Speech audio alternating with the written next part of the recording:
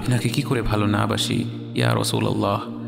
যখন আপনি আমাকে ভালোবেসেছেন সেই 1400 বছর আগে, যখন আপনি আমাকে মিস করতেন, আশা করতেন যেন আমার সাথে দেখা করতে পারেন, অথচ তখনও আমি জন্মই হইনি।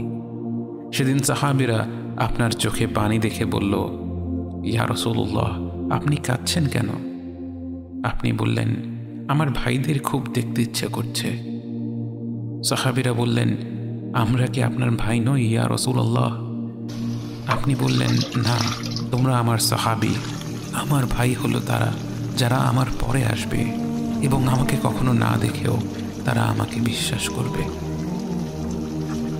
মৃত্যুশয্যায় শুয়ে আপনার অন্তরে এই চিন্তা ছিল যে আমাদের পরিণতি কি হবে।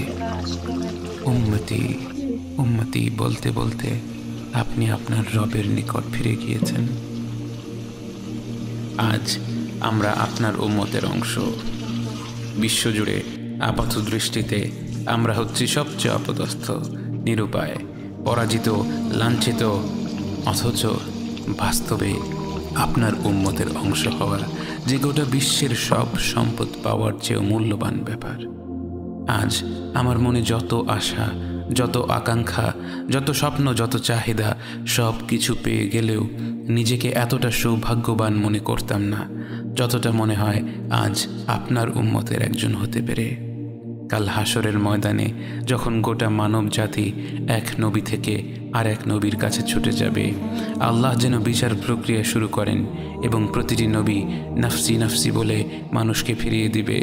অবশেষে যখন সবাই আপনার সামনে হাজির হবে এবং আপনি গোটা মানব জাতির প্রতিনিধি হয়ে আল্লাহর সামনে সিজদা করবেন, সেদিন আপনার উম্মতের সদস্য হওয়ার পূর্ণাঙ্গ মর্যাদা প্রকাশ পাবে। ইয়া রাসূলুল্লাহ, আপনাকে কেন এত ভালোবাসি তা তো ভাষায় প্রকাশ করা যাবে না। তবে যতটুকু ভালোবাসা আপনার প্রাপ্য ততটুকু তো আপনাকে ভালোবাসতে পারি না।